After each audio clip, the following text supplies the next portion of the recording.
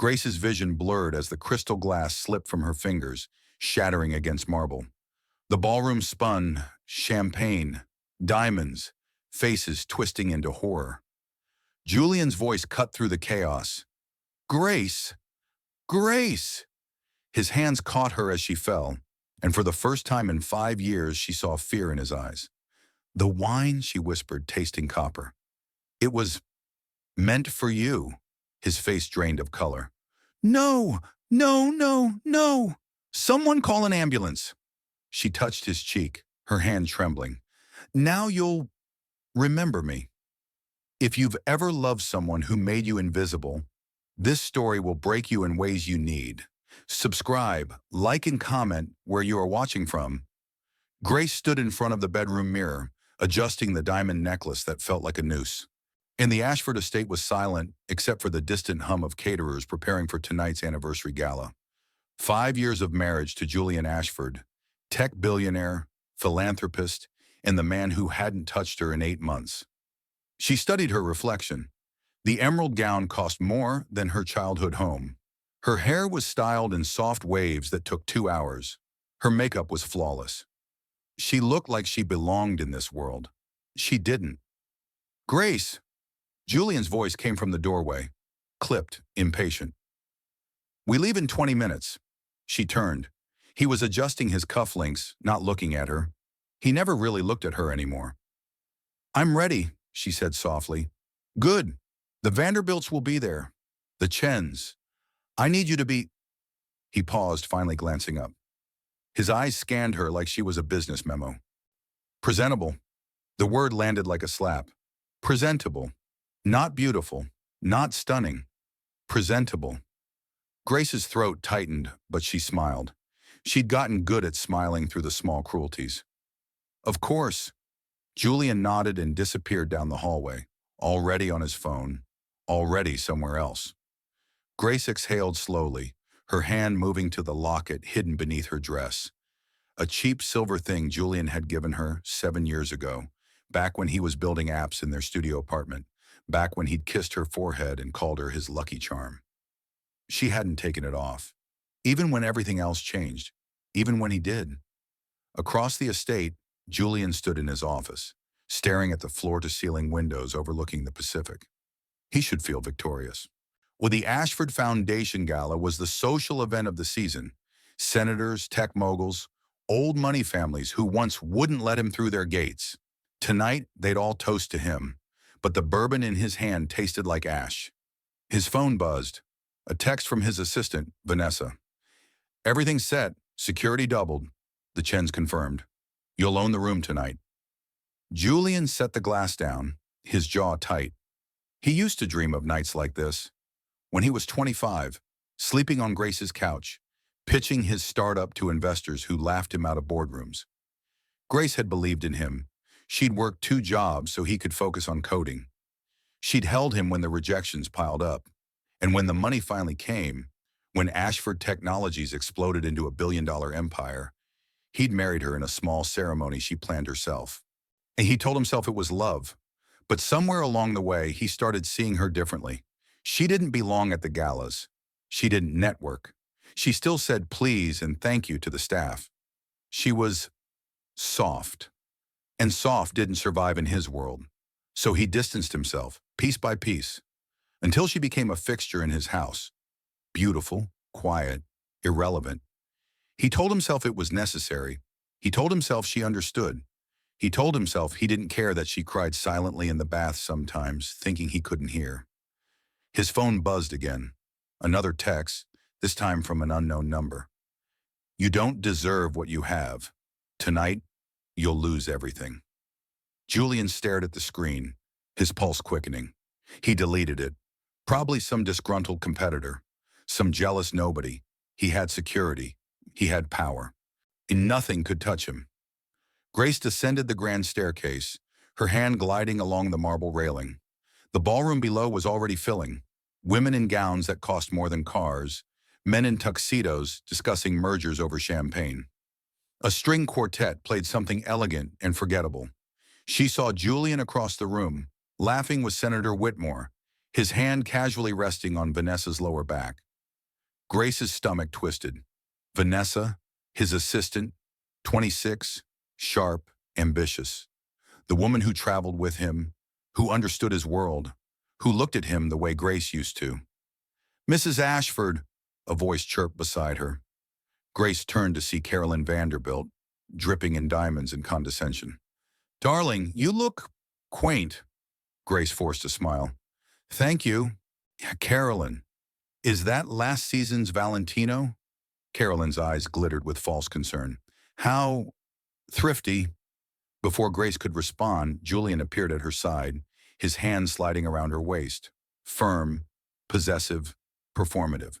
"Carolyn," he said smoothly, "Grace has been so focused on the foundation's charity work, she doesn't have time for fashion weeks." His tone was light, but Grace felt the dig. "She doesn't belong here, but I'm making excuses for her." Carolyn laughed. "How noble." Julian's grip tightened on Grace's waist just slightly. A warning. Smile. Play the part. Grace did. As Carolyn floated away, Julian leaned close, his breath cold against her ear. "Try to keep up tonight. I need you to not embarrass me." He released her and walked toward a cluster of investors, leaving Grace standing alone in the center of the ballroom, surrounded by hundreds of people. She'd never felt more invisible. The waiters circulated with trays of champagne. Grace took a glass, her hand trembling slightly. She moved toward the terrace, needing air, needing distance from the noise and the judgment and the weight of Julian's indifference. But as she stepped outside, she noticed something odd. A waiter, young, pale, nervous, hovering near the bar. He kept glancing at Julian, then at a specific bottle of wine being poured. Grace's pulse quickened. Something was wrong. She watched as the waiter slipped something into his pocket, a small vial, empty now, and quickly exited through the kitchen. Her breath caught. The wine. The glass being prepared for Julian. "You don't deserve what you have. Tonight you'll lose everything." Grace's mind raced. She turned, scanning the crowd, and saw the sommelier carrying a tray toward Julian. One glass, dark red wine, meant for the evening's toast. Her body moved before her mind caught up. She crossed the ballroom in a heartbeat, her heels clicking against marble, her breath shallow. Julian raised his hand to accept the glass. "Julian!" Grace grabbed his wrist. He jerked back, annoyed. "Grace, what are you—" She took the glass from the sommelier's tray and lifted it to her lips. "Grace, don't—" She drank. "If you've ever made a choice that couldn't be undone, stay. You need to see what happens next." The wine burned.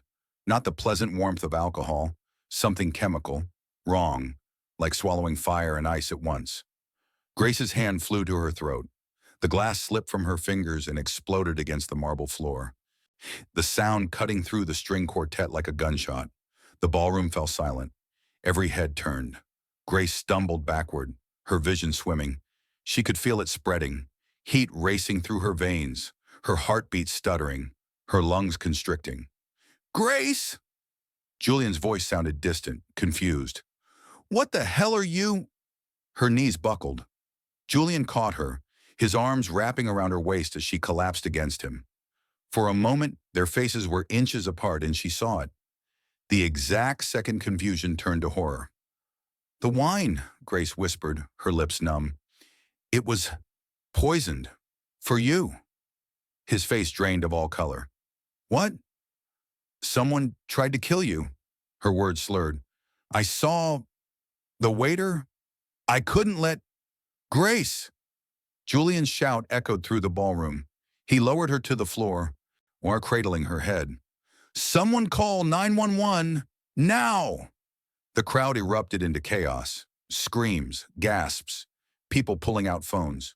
Carolyn Vanderbilt shrieked and backed away as if death were contagious.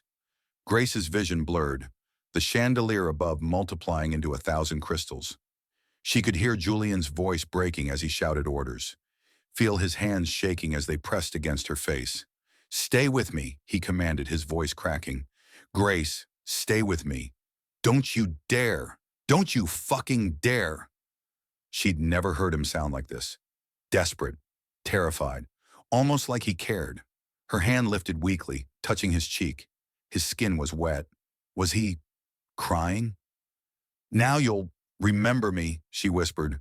Shut up, Julian choked out. You're not dying. You hear me? You're not. His voice shattered completely. I need you. Grace, please. Her eyes fluttered closed. No! Julian gathered her against his chest, rocking her like a child. Somebody help her! Help her! Senator Whitmore pushed through the crowd. I called 911. They're 3 minutes out. 3 minutes! Julian's roar was primal. She doesn't have 3 minutes. Vanessa appeared beside him, her face pale. Julian, we need to induce vomiting. Get the poison out. How? Julian's eyes were wild. Fingers down her throat. Anything. Julian tilted Grace's head back, his hands trembling violently as he tried to open her mouth. Grace, I need you to help me. Baby, please. Baby. He hadn't called her that in years. Grace's consciousness flickered. She could taste copper. Blood. Her body was shutting down piece by piece. But somewhere deep inside, beneath the pain, she felt something else. Relief.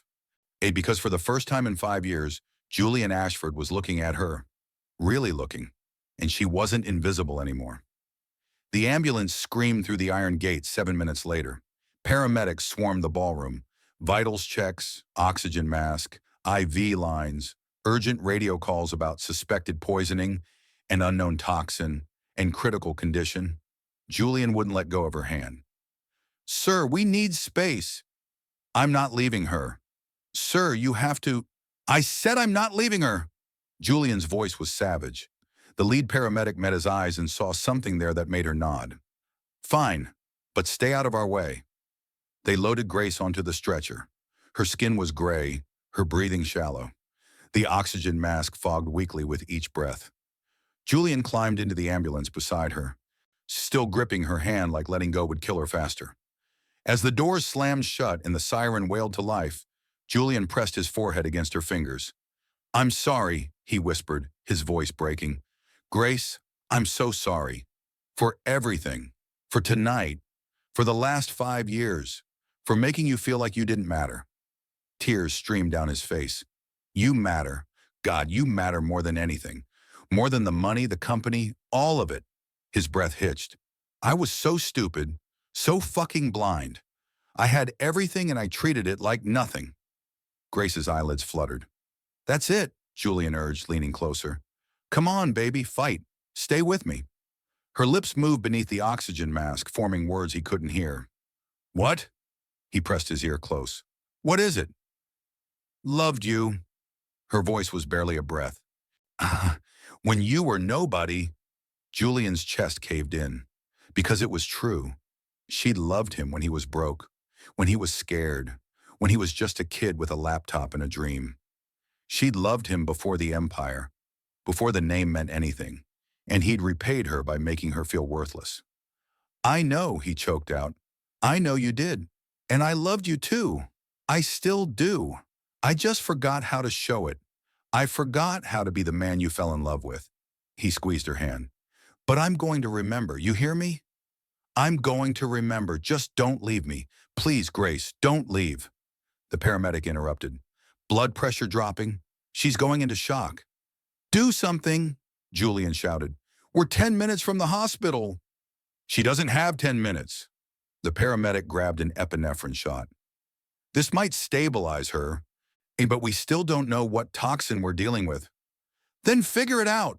Grace's hand went limp in Julian's grip. Grace? His voice pitched into panic.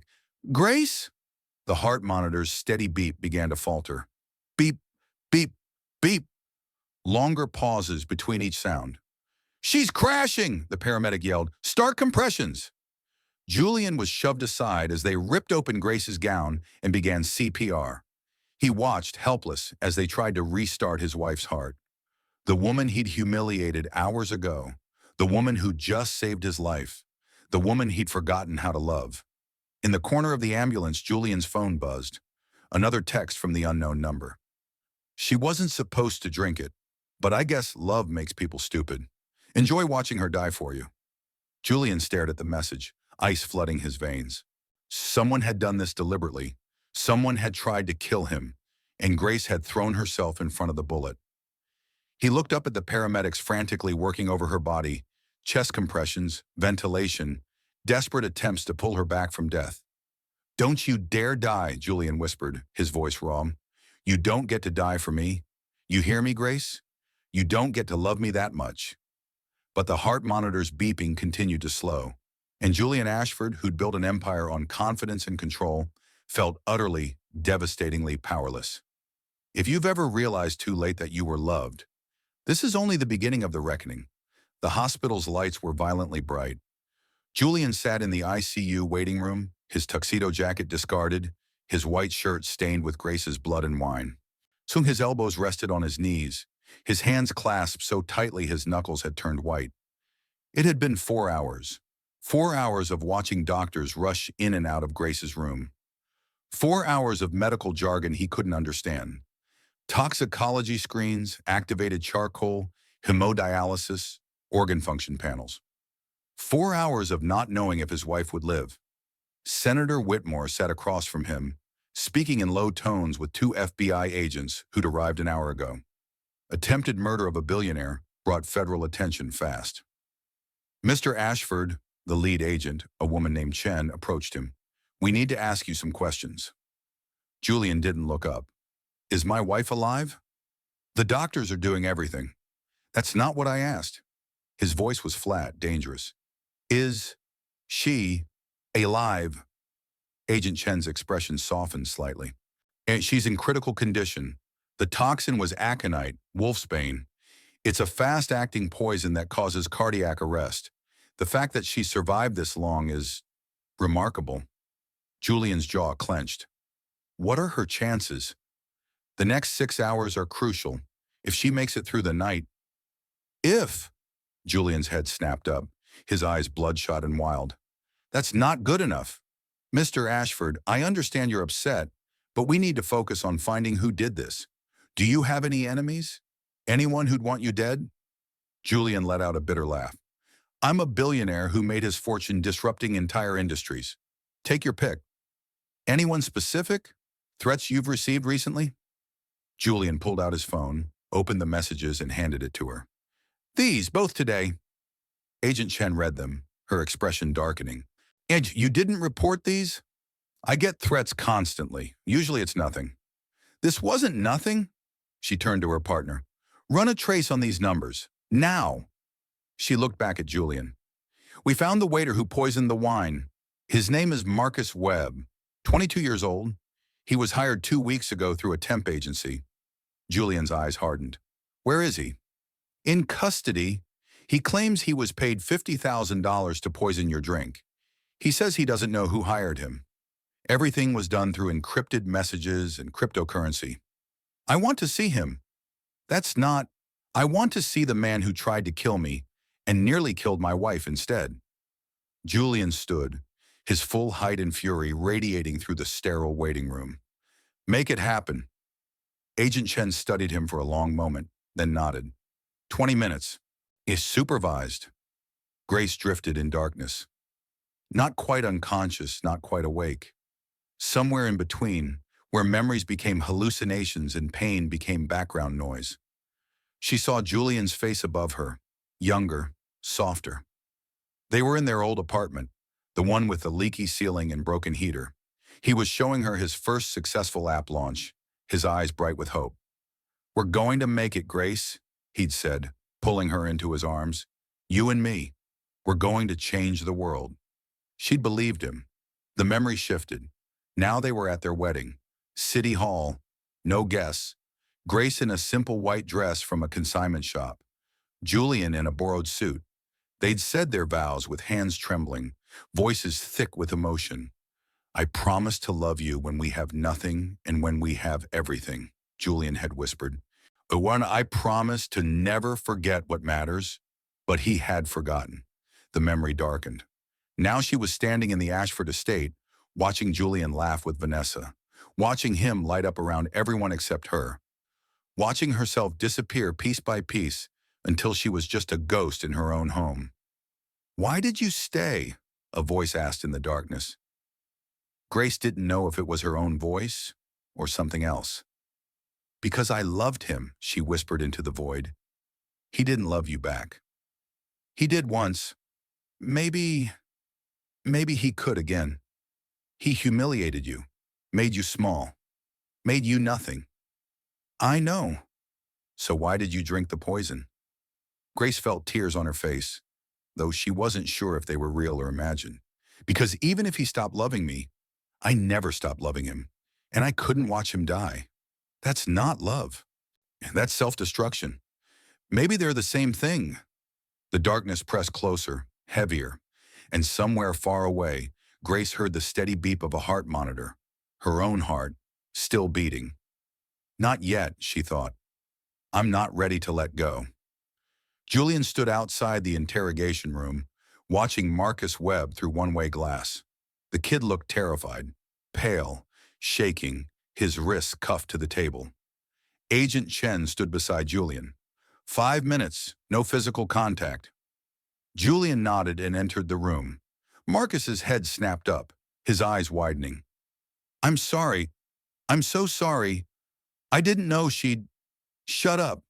Julian's voice was ice. Marcus fell silent. Julian pulled out a chair and sat, his gaze pinning the kid in place. Tell me who hired you.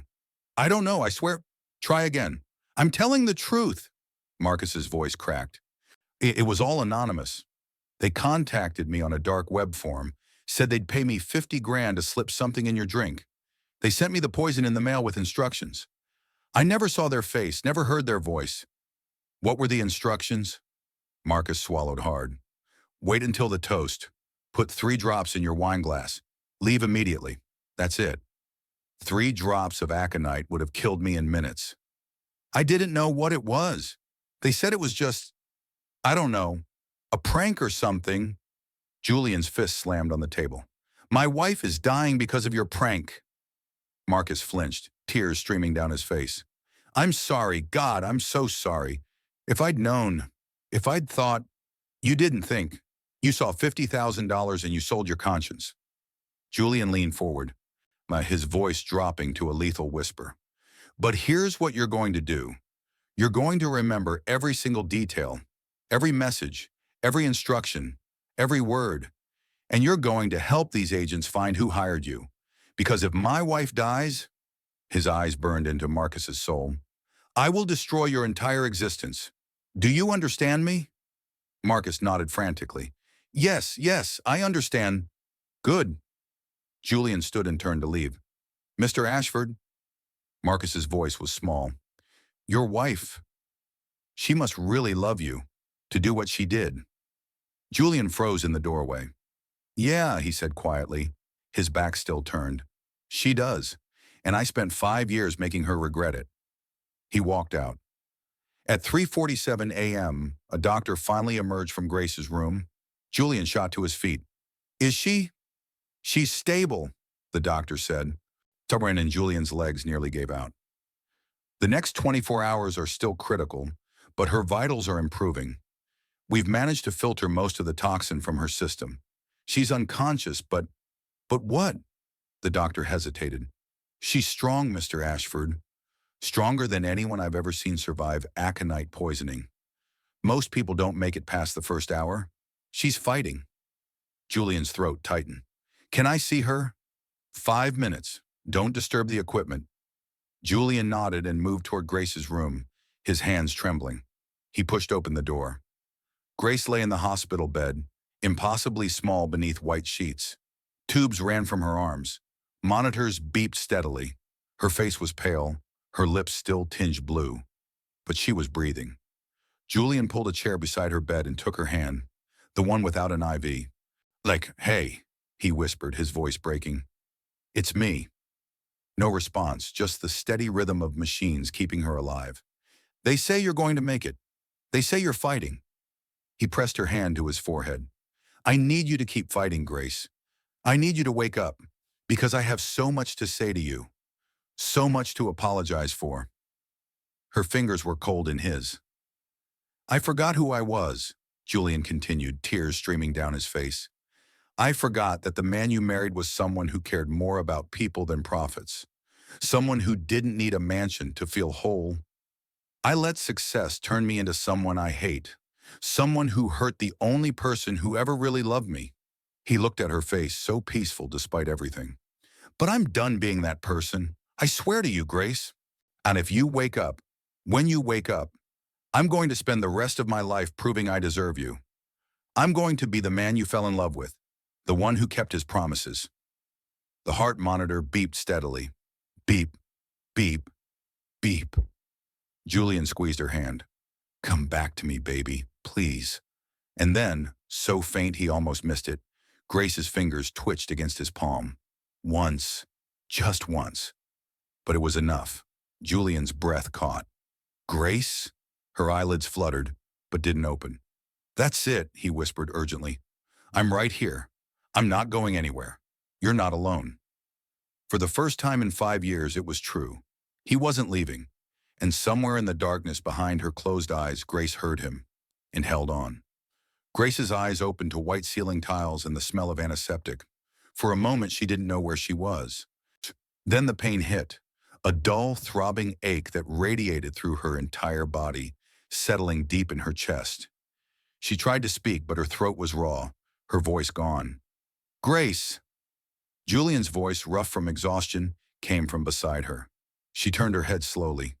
He was there, slumped in the chair next to her bed, still in his blood-stained shirt, his hair disheveled, his eyes red-rimmed and hollow. He looked destroyed. You're awake, he breathed, leaning forward and taking her hand. Thank God. Grace, you're awake. She blinked at him, confused. His grip was desperate, his thumb stroking her knuckles like he was afraid she'd dissolve. A nurse rushed in, alerted by the monitors. Mrs. Ashford, welcome back. You gave us quite a scare. I need to check your vitals. Mr. Ashford, please step back. Julian didn't move. I'm staying. The nurse seemed ready to argue, but saw something in his expression that made her relent. She worked around him, checking IV lines, adjusting monitors, asking Grace simple questions. Can you tell me your name? Grace's lips formed the word, barely audible. Grace. Ashford. Good. Do you know where you are? Hospital. Excellent. Do you remember what happened? Grace's gaze drifted to Julian, and the memory came flooding back. The party, the wine, the poison. His face as she collapsed. I drank, her voice cracked. Don't, Julian interrupted, his voice tight. Don't try to talk. You need to rest. But Grace kept her eyes on him, searching his face for something she hadn't seen in years, and found it. Fear, guilt, remorse, love. The nurse finished her checks. I'll give you two some privacy, but only 10 minutes. Mr. Ashford, she needs rest. When they were alone, silence filled the room, heavy with everything unsaid. Julian pulled the chair closer, still holding Grace's hand like a lifeline. Why? He finally whispered. Why did you do it? Grace's throat worked. You know why. Say it anyway. She looked at him, really looked at him, and saw a man barely holding himself together. Because, she rasped, I love you, even when you made it impossible. Julian's face crumpled. I don't deserve that. I don't deserve you. I know. The honesty of it, the lack of comfort or reassurance, hit him like a physical blow. I've been a bastard, Julian said, his voice breaking. Worse than a bastard. I've been cruel and cold, and I convinced myself it was necessary, that distancing myself from you was protecting the empire. He laughed bitterly. But the truth is, I was ashamed. Grace's brow furrowed. Of me? Of me. Julian's grip tightened. Of where I came from. Of who I was before the money. You were a reminder of when I was nobody, when I slept on your couch and couldn't afford dinner. And instead of being grateful, I resented you for it. I wanted to erase that version of myself. So I erased you too. Tears slid down Grace's temples. You didn't have to. I know. God, Grace, I know. Julian pressed her hand to his lips. That man you fell in love with, the one who was scared and hopeful and human, he's still here. I just buried him under suits and boardrooms and arrogance. But watching you almost die, his voice shattered completely. It ripped away every lie I've been telling myself. Grace's thumb moved weakly against his palm. What lies? That I didn't need you. That I was better off alone at the top. That love was a weakness I couldn't afford. He met her eyes, his own brimming with tears. The truth is, Grace, I've been dying slowly for 5 years. I built an empire and lost my soul. And you? His breath hitched. You were the only thing keeping me human, and I destroyed you for it. You didn't destroy me, Grace whispered. I'm still here.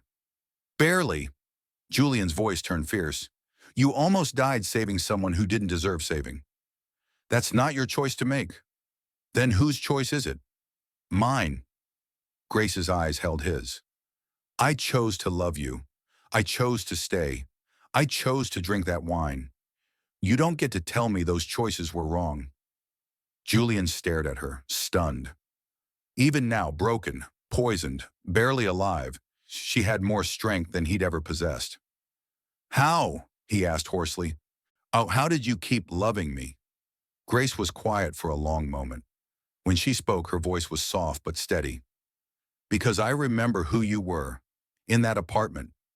When you showed me your first successful app and cried because you were so scared it wouldn't matter.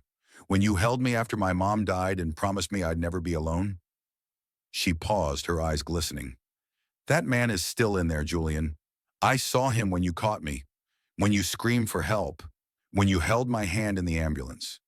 Her voice dropped to a whisper. I've been waiting 5 years for him to come back. Julian's chest heaved with silent sobs. I'm so sorry, Grace. I'm so goddamn sorry. I know. I don't know if I can be him again. That innocent kid who believed in love. You don't have to be him, Grace said gently. Like you just have to remember what he knew. What did he know? That I was enough. That we were enough. That everything else was just noise. Julian pressed his forehead against their joined hands, his whole body shaking. I want that back, he whispered. I want us back, but I don't know how. We start small, Grace said. We start honest. Honest? She nodded weakly. Tell me something true, something you've never said. Julian lifted his head, his tear-stained face vulnerable in a way she hadn't seen in years. I'm scared, he admitted. Every day I'm terrified that people will see through me, that they'll realize I'm still that broke kid who doesn't belong in their world. So I overcompensate. I act untouchable. I push away anyone who knew me before. His voice cracked. But the truth is, Grace, you're the only person who ever made me feel like I belonged anywhere. And I spent 5 years punishing you for it. Grace's tears flowed freely now. I'm scared too. Of what? That I've loved you so long, I don't know who I am without it. Her voice trembled. That even if you change, even if you try, I'll still be the woman who wasn't enough. Who you had to be ashamed of. No. Julian cupped her face with both hands, his touch achingly gentle. Grace, listen to me. You were never not enough. You were everything. You are everything. I was just too blind and broken to see it. Then help me believe that, Grace whispered, not with words, with time. I will. Julian kissed her forehead, her cheeks, her hands. I swear to you, I will, however long it takes, whatever it takes. I'm not the man I was 5 years ago, but I'm not the man I was yesterday either. He met her eyes. Watching you almost die changed me, Grace. It broke something in me that needed breaking. What? The delusion that anything matters more than this, than you. Grace's heart monitor beeped faster, and she winced. Julian immediately pulled back. I'm sorry. You need to rest. Julian. Her hand caught his sleeve. Don't go. I'm not going anywhere, he promised, settling back into the chair. Not tonight. Not tomorrow. Not ever again. For the first time in 5 years, Grace believed him. Because the man holding her hand wasn't the billionaire who'd humiliated her at a party. He was the boy who'd loved her in a studio apartment. And maybe, just maybe, that boy had been hiding inside the monster all along, waiting for a reason to come home. Outside the hospital room, Agent Chen watched through the window, her phone pressed to her ear. "We traced the messages," she said quietly. "You're not going to believe who hired the kid." Her partner's voice crackled through. "Who?" "Vanessa Cross, Ashford's assistant." There was a pause. "The assistant? Why would she?" "Jealousy, control. We found emails between her and Julian spanning 2 years. She thought she was going to be the next Mrs. Ashford. When she realized Julian was never going to leave his wife, she decided to eliminate the competition. By killing Julian? By framing it as an attack on Julian while making sure Grace took the fall. If Grace died, she'd be the grieving widower's shoulder to cry on. If Julian died, she'd positioned herself to inherit control of the company through his will. Jesus! Agent Chen's gaze stayed on Julian and Grace through the glass. Either way, she wins. Except, Grace survived, and now we have her. Inside the room, Julian held his wife's hand and whispered promises into the quiet. Neither of them knew the real danger was just beginning. Grace was asleep when the door to her hospital room opened at 2 a.m. Julian had dozed off in the chair beside her, his hand still wrapped around hers, when footsteps echoed softly across the linoleum. He jerked awake, instantly alert. Vanessa stood in the doorway, backlit by the hallway's fluorescent glow. She looked different. Her usually perfect hair was loose, her makeup smudged. She held something in her right hand, concealed behind her back. "Vanessa?" Julian's voice was sharp. "What are you doing here?" She stepped inside and the door clicked shut behind her. "I came to finish what I started." Julian's blood turned to ice. He rose slowly from the chair, positioning himself between Vanessa and Grace's bed. "It was you." "Of course it was me." Vanessa's laugh was brittle, almost hysterical. "Who else? I've been beside you for 3 years, Julian. 3 years of late nights, of building your empire together, of being everything she gestured viciously toward Grace, could never be. You tried to kill me. I tried to free you." Vanessa's eyes blazed. "From this pathetic ghost of a marriage. From a woman who doesn't understand your world, who makes you look weak. I was giving you a gift." Julian's hands clenched into fists. By poisoning me?" "The poison was supposed to look like natural causes. A heart attack from stress. You're a billionaire. No one would have questioned it, and I would have been there. Grieving, loyal, the obvious choice to help run the company. And then, eventually," her voice softened grotesquely, "you would have seen me, really seen me, the way you used to see her. I never looked at you that way." "Liar!" Vanessa's composure shattered. "Every late night, every business trip, every time you touched my back, my shoulder. You felt it too. I know you did." "You're insane. I'm in love." Tears streamed down her face. "And she—" Vanessa's hand emerged from behind her back, revealing a syringe filled with clear liquid. "She ruined everything by drinking your wine. She was supposed to be the grieving widow I'd comfort, not the martyr who reminded you why you married her." Julian's heart hammered. "Security is right outside that door.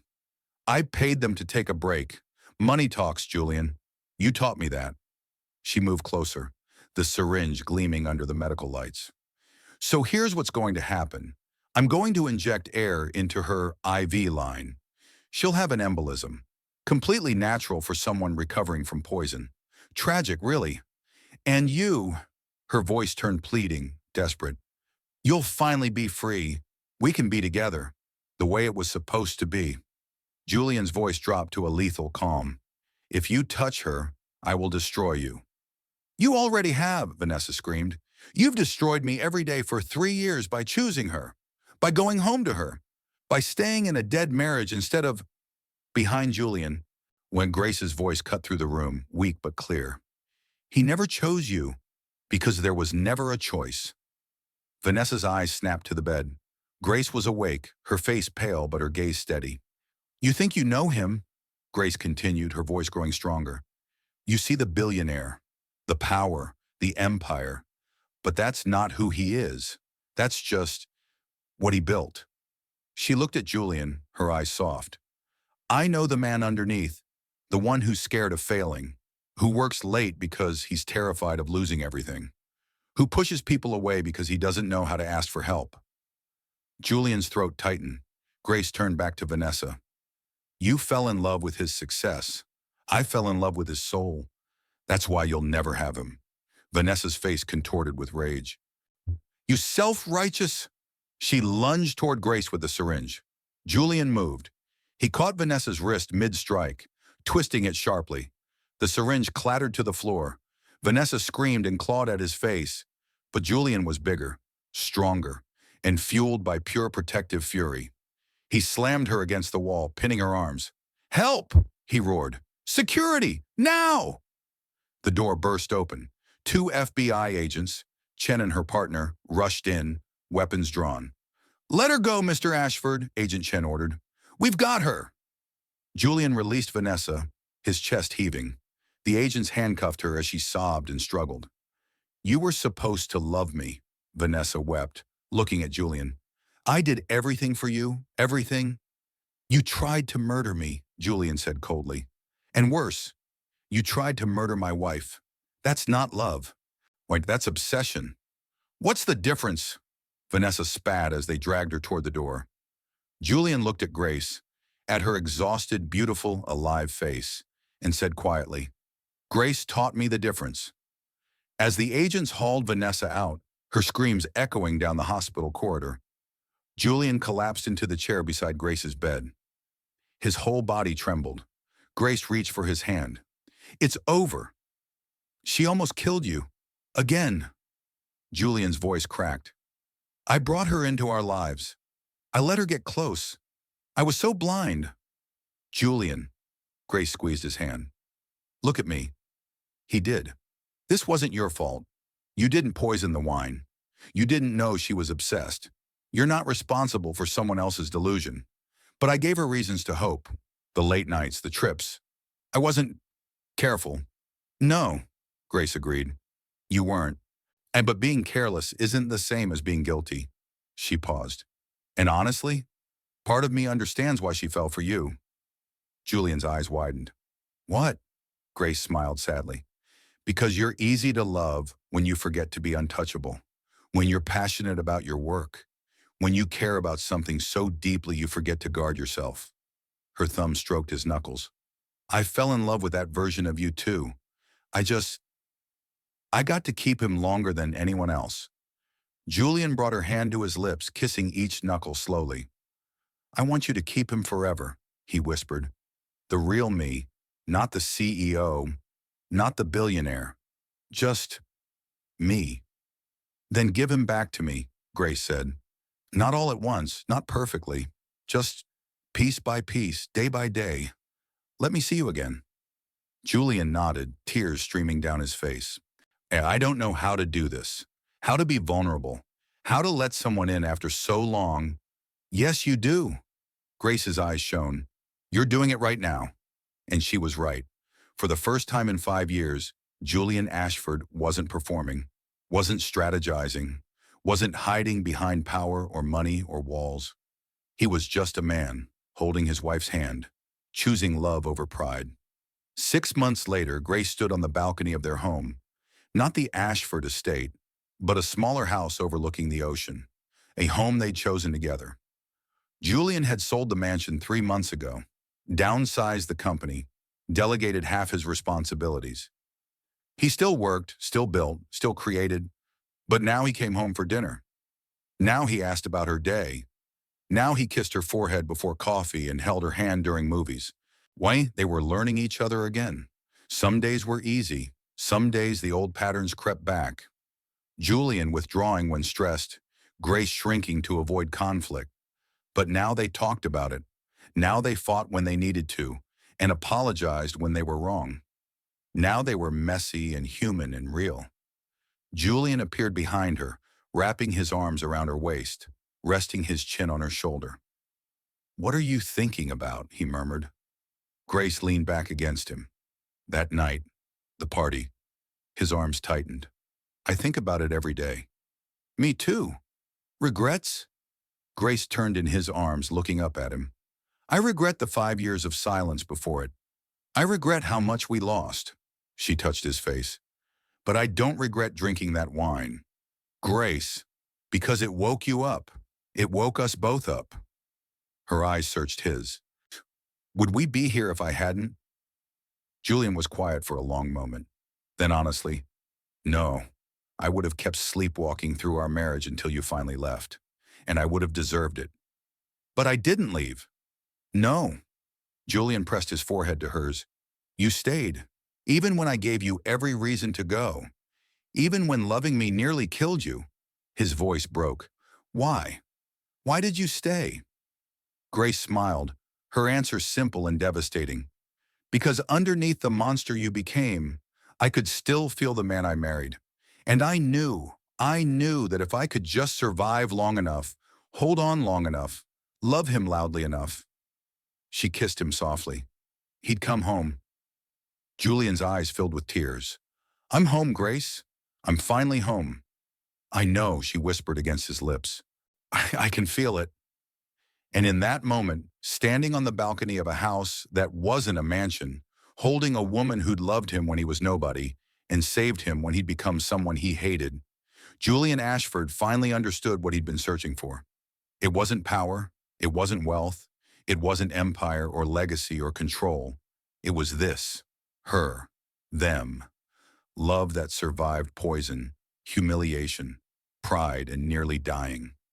Love that chose to stay when leaving would have been easier. Love at last, not because it was new, but because they'd finally remembered it was there all along.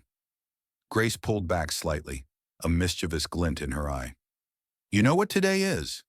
Julian's brow furrowed. Wednesday. Our anniversary. 6 years. His eyes widened.